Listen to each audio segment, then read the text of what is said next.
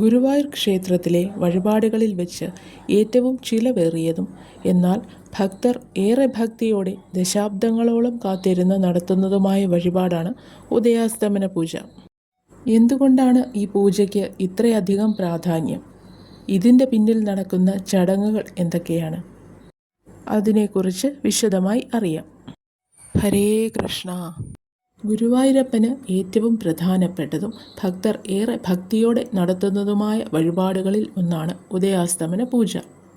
ദേവസ്വത്തിൻ്റെ ഔദ്യോഗിക വിവരങ്ങൾ പ്രകാരം ഇപ്പോൾ ഉദയാസ്തമന പൂജ നടത്തുന്നതിനുള്ള ചെലവ് ഏകദേശം 1,50,000-ഓളം രൂപയാണ്. ഭക്തജനങ്ങൾ വഴിപാടായി നടത്തുന്ന ഉദയാസ്തമന പൂജ ചില പ്രത്യേക അവസരങ്ങളിൽ ദേവസ്വവും നടത്താറുണ്ട്. പൂജയുടെ ചടങ്ങുകൾ തലേദിവസം തന്നെ തുടങ്ങുന്നതുകൊണ്ട് ഒന്നിടവിട്ട ദിവസങ്ങളിലാണ് ക്ഷേത്രത്തിൽ ഈ വഴിപാടുകൾ നടത്തുന്നത്.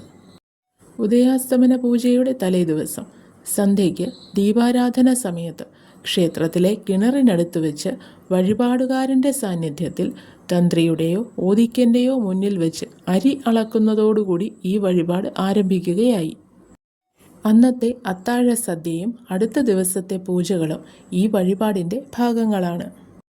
ക്ഷേത്രത്തിൽ എല്ലാ ദിവസങ്ങളിലും ഉദയാസ്തമന പൂജ നടത്താറില്ല. വർഷത്തിൽ ചില പ്രത്യേക ദിവസങ്ങളിലും മറ്റ് പ്രധാന ചടങ്ങുകൾ ഉള്ള ദിവസങ്ങളിലും ഉദയാസ്തമന പൂജ സാധാരണയായി ഒഴിവാക്കാറുണ്ട്. ഉത്സവം, അഷ്ടമി രോഹിണി, വിഷു ദിവസം, സൂര്യഗ്രഹണമോ ചന്ദ്രഗ്രഹണമോ ഉള്ള ദിവസങ്ങൾ, ഇല്ലം നിറ, പുത്തരി നേദ്യം എന്നിവയുള്ള ദിവസങ്ങൾ, ഞായറാഴ്ചകൾ തുടങ്ങിയ പല ദിവസങ്ങളിലും പൂജ നടത്താറില്ല. ഇങ്ങനെ വരുമ്പോൾ വർഷത്തിൽ ഒരു ഏകദേശം 125-126 വരെ ദിവസങ്ങളിൽ മാത്രമേ പൂജ നടത്തുവാൻ സാധിക്കാറുള്ളൂ. ഉദയാസ്തമന പൂജ ഉള്ള ദിവസം പുലർച്ചെ 3 മണിക്ക് ശ്രീകോവിൽ നട തുറക്കുന്നത് മുതൽ ചടങ്ങുകൾ ആരംഭിക്കുന്നു. രാവിലത്തെ ശീവേലിക്ക് ശേഷം പ്രത്യേകമായി 15 പൂജകൾ നടത്തപ്പെടുന്നു. അതിൽ അവസാനത്തെ പൂജയെ പെരുംപൂജ എന്നാണ് പറയപ്പെടുന്നത്. ഇതിനോടനുബന്ധിച്ച് പാലഭിഷേകം, നവകം, പന്തീരടി പൂജ, ഉച്ചപൂജ എന്നിവ നടക്കുന്നു. രാത്രിയിലെ അത്താഴപൂജ അടക്കം 18 പൂജകളാണ് നടക്കുന്നത്.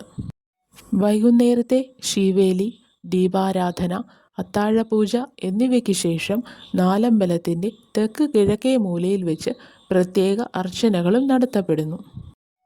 വഴിപാടുകാരൻ്റെ ആഗ്രഹവും കഴിവും അനുസരിച്ച് പ്രത്യേക വിളക്കും ആന എഴുന്നള്ളത്തും വാദ്യങ്ങളും മറ്റും നടത്താവുന്നതാണ്. പൂജകളുടെ അവസാനത്തിൽ ദക്ഷിണ വെച്ച് തൊഴുന്നു. തൃപ്പുകയോടുകൂടി ഉദയാസ്തമന പൂജ സമാപിക്കുന്നു.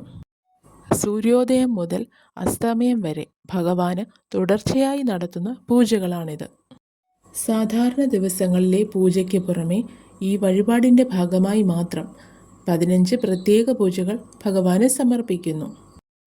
നിർമാല്യ ദർശനം മുതൽ രാത്രിയിലെ അത്താഴ പൂജ വരെ നീളുന്ന ഭക്തിസാന്ദ്രമായ ഒരു ദിനം.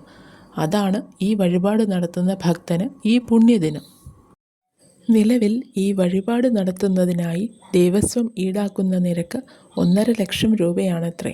മുൻകൂട്ടി ബുക്ക് ചെയ്യുന്നതിനെക്കുറിച്ചും കൃത്യമായ തീയതികളെക്കുറിച്ചും അറിയാൻ ദേവസ്വത്തിൻ്റെ ഔദ്യോഗിക വെബ്സൈറ്റ് വഴി ഭക്തർക്ക് സാധിക്കുന്നതാണ്. ഗുരുവായൂരപ്പൻ്റെ അനുഗ്രഹത്തിനായി ഭക്തർ സമർപ്പിക്കുന്ന ഈ പൂജയെക്കുറിച്ചുള്ള വിവരങ്ങൾ നിങ്ങൾക്ക് ഉപകാരപ്രദമായി എന്ന് കരുതുന്നു. നിങ്ങൾ എപ്പോഴെങ്കിലും ഗുരുവായൂരിൽ ഉദയാസ്തമന പൂജ തൊഴുതിട്ടുണ്ടോ? കമൻറ്റ് ചെയ്യാൻ മറക്കരുതേ. ഇതുപോലെയുള്ള പുരാണ കഥകളും വീഡിയോകളും കാണുവാനായി ഈ ചാനൽ സബ്സ്ക്രൈബ് ചെയ്യുക. ഹരേ കൃഷ്ണ. ഹരേ ഗുരുവായൂരപ്പ.